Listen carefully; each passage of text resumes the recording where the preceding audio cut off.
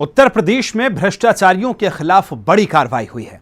ऐसे में भ्रष्ट और घूसखोर अधिकारियों के ठिकानों सहित इनकम टैक्स ने एक साथ 22 जगहों पर छापेमार कार्रवाई की।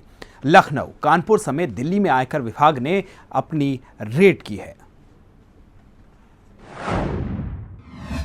एक्शन में योगी सरकार, ऑपरेशन बाबू साहेब, भ्रष्टाचार के खिलाफ बड़ी लड़ाई, 22 ठिकानों पर आईटी की छापेमारी। यूपी में भ्रष्टाचार के खिलाफ बड़ी कार्रवाई हुई है। ऐसे भ्रष्ट और घुसखोर अधिकारियों के ठिकानों सहित इनकम टैक्स ने एक साथ 22 जगहों पर छापेमारी की। मिली जानकारी के अनुसार लखनऊ, कानपुर समेत दिल्ली में आयकर विभाग की छापेमारी की गई। इस छापेमारी में कई भ्रष्ट ब्यूरोक्रेट इनकम टैक्स की रडार पर हैं। कई विभागों में कार्यरत भ्रष्ट अधिकारियों के यहाँ छापेमारी की गई, जिसमें यूपी कॉन से जुड़े ठेकेदारों पर इनकम टैक्स का छापा पड़ा है।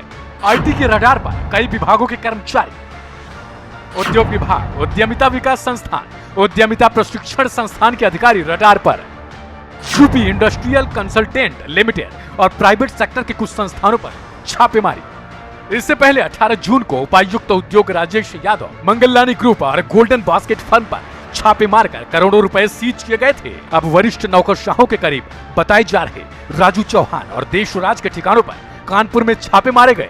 लखनऊ समेत 22 जगह छापेमारी चल की गई। इनकम टैक्स के करीब 1 दर्जन भ्रष्ट ब्यूरोक्रेट आईटी की रडार पर हैं। लखनऊ में अन्य संस्थानों के साथ कानपुर में 2 परिसरों में तलाशी की गई। ये छापेमारी मंगलानी समूह, यूपी कॉन, यूपी सरकार के वरिष्ठ नौकरशाह और अन्य से जुड़े लोगों पर है। कानपुर में राजू चौहान और देशराज के परिसरों पर छापेमारी। दोनों ही रियल एस्टेट के बड़े कारोबारी। राजू चौहान के गेस्ट हाउस भी हैं। दोनों का संबंध नौकरशाहों के परिवार के साथ है। इनका नाम जमीन के बड़े सौदों के सामने आया है। आईटी की तलाशी के दौरान मिले कुछ सबूत राजू चौहान और देशराज के परिसरों से मिले हैं।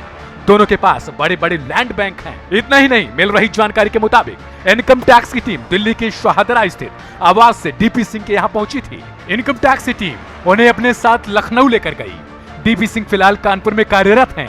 31 अगस्त को दिल्ली की 1 लोकेशन, कानपुर के 10 लोकेशन और लखनऊ के 10 लोकेशन सहित 2 अन्य ठिकानों पर छापेमारी की गई।